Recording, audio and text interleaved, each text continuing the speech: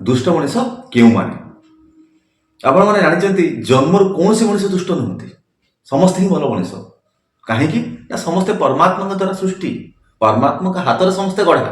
କିନ୍ତୁ ତାଙ୍କର ପରିବେଶ, ପରିସ୍ଥିତି, ପରିବାର ଏବଂ କୁଅଭ୍ୟାସ ପାଇଁ ସେମାନେ ଦୁଷ୍ଟ ମଣିଷ ଭାବରେ ହିଁ ପରିଗଣିତ ହୋଇଥାନ୍ତି।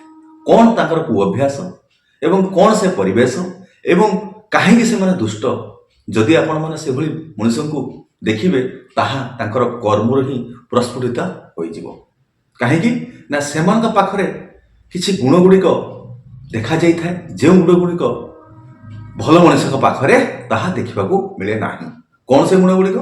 ନା ଈର୍ଷା, ପରଶ୍ରୀକାତରତା, ନିରାଶ ମନୋଭାବ ଏବଂ ସଂକୀର୍ଣ୍ଣତା, ଯେଉଁ ଛୋଟ ମାନସିକତାକୁ ନେଇ ସେମାନେ ଚାଲିଥାନ୍ତି, ନିରାଶ ମନରେ ହିଁ ବାସ କରିଥାନ୍ତି, ଦୁର୍ବଳ ମାନସିକତା ନେଇ ଚାଲିଥାନ୍ତି। ସେମାନେ କ'ଣ କରିଥାନ୍ତି ନା ସବୁ ପ୍ରକାର ଭଲ କର୍ମକୁ ହିଁ ପଛରେ ପକାଇ କୁକର୍ମରେ ଜଡ଼ିତ ଥାନ୍ତି।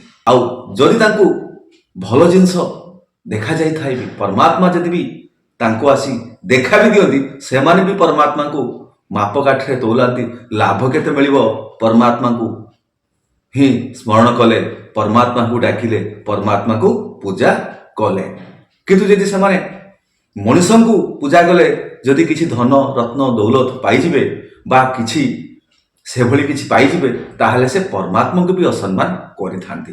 କାହିଁକି ନା ପରମାତ୍ମା ଯେହେତୁ ମଣିଷଙ୍କୁ ସୃଷ୍ଟି କରିଥାନ୍ତି, ସେଭଳି ଦୁଷ୍ଟ ବ୍ୟକ୍ତିର ମଣିଷଙ୍କୁ ସେମାନେ ସେଇ କର୍ମ ହିଁ ନିୟୋଜିତ କରିଥାନ୍ତି।